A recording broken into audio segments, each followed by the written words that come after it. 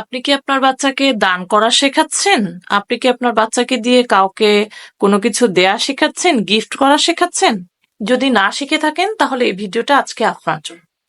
দেখেন, আপনার একটা সময়ে হয়তো বা আপনি চিন্তা করছেন যে আপনার বাচ্চার টিফিনের টাকা জমিয়ে আপনাকে দরকার নেই গিফট করার, যে না না ওর তো টাকা নেই, ও কিভাবে গিফট করবে? কেন? ওকে আপনি টিফিনের টাকা দিচ্ছেন না, ওকে আপনি ছোটখাটো কিছু গিফট পাচ্ছে না, ও দেখা গেছে ঈদে বা বিভিন্ন উৎসবে ও বকশিস পাচ্ছে, সেখান থেকে আপনি একটু একটু করে তার কাছ থেকে আপনি গিফট নেওয়ার চেষ্টা করবেন। আপনি হয়তো বা চিন্তা করবেন যে না না আমি এরকম মাই না কখনো, কেন আমি আমার বাচ্চাকে থেকে টাকা নিব? না না, দেওয়ার দরকার নেই। দেখেন, এখন তার কাছ থেকে আপনার গিফটের দরকার নেই, কিন্তু আপনার যখন একটা বয়স হয়ে যাবে তখন আপনার তার কাছ থেকে গিফট নেওয়ার খুব ইচ্ছা জাগবে, খুব ইচ্ছা জাগবে যে আপনি আহ আপনাকে সে গিফট করুক। কিন্তু দেখেন, এই যে ছোট থেকে আপনার বাচ্চাটা গিফট করার যে প্রবণতাটা, সেটা কিন্তু তার মধ্যে তৈরি হয় নাই। কেন? আপনি ছোট থেকে কখনো তাকে শেখাননি যে সে তাকে গিফট করবে। তো এখন আসেন যে আমরা ছোট থেকে বাচ্চাদের কিভাবে অভ্যাস করব। তাকে যখন আপনি অল্প অল্প করে একটু একটু করে টাকা দিবেন, আপনি নিজেই দিচ্ছেন, কোনো একটা কাজের বিনিময়ে তাকে টাকা দিচ্ছেন, দেওয়ার চেষ্টা করেন। আস্তে আস্তে তার টাকাগুলোকে জমানোর একটা প্রবণতা তৈরি করেন। জমানোর পরে তারপরে তাকে বলেন যে সে অর্থাৎ সে সেই টাকা থেকে আপনাকে কিছু গিফট করার জন্য আপনি তাকে গিফট করবেন, সে আপনাকে গিফট করবে। গিভ অ্যান্ড টেকিং একটা সম্পর্ক তৈরি করবেন। এতে হবে কি জানেন, ছোট থেকে যখন আপনার বাচ্চা অল্প টাকার মধ্যেও আপনাকে গিফট দেওয়ার চেষ্টা করবে, তখন তার যখন বেশি টাকা হবে তখন কিন্তু সে আপনাকে গিফট দেওয়ার জন্য খুব আগ্রহ করবে।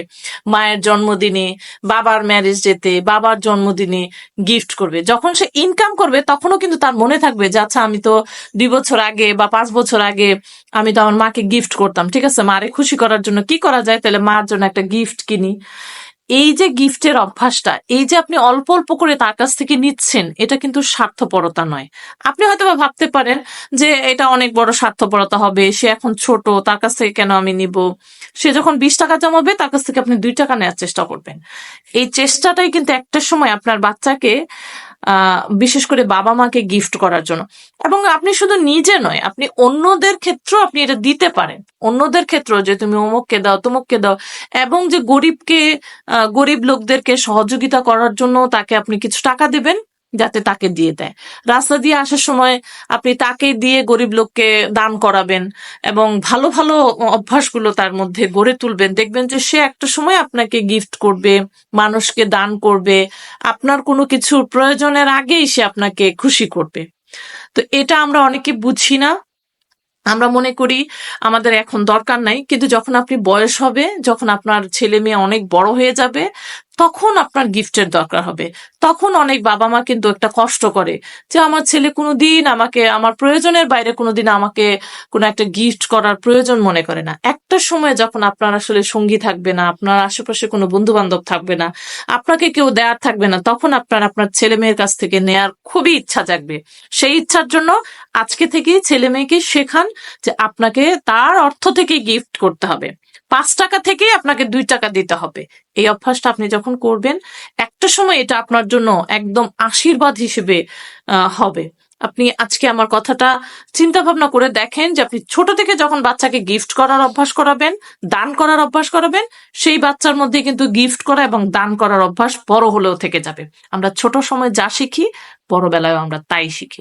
ছোটবেলায় আপনি আপনার বাচ্চাকে গিফট করা শেখান নাই, সে আপনাকে কেন গিফট করবে? ছোটবেলায় আপনি আপনার বাচ্চাকে দান করা শেখান নাই, কেন আপনাকে দান করবে? কেন মানুষকে সে দান করবে? কেন সে ভালো মানুষ হবে? আপনি তো তাকে শেখান নাই। আগে শেখান, তারপরে দেখবেন যে নিজের জীবনটা অনেক বেশি স্মুথ হয়ে গেছে ছেলে মেয়ের সাথে। তো আজকে এই পর্যন্তই। নেক্সট কোনো ভিডিওতে অবশ্যই, যদি আমার ভিডিওটি ভালো লাগে তো অবশ্যই আমাকে লাইক ফলো দিয়ে কানেক্টেড থাকবেন আর আমার ভিডিওটাকে শেয়ার করে দেবেন।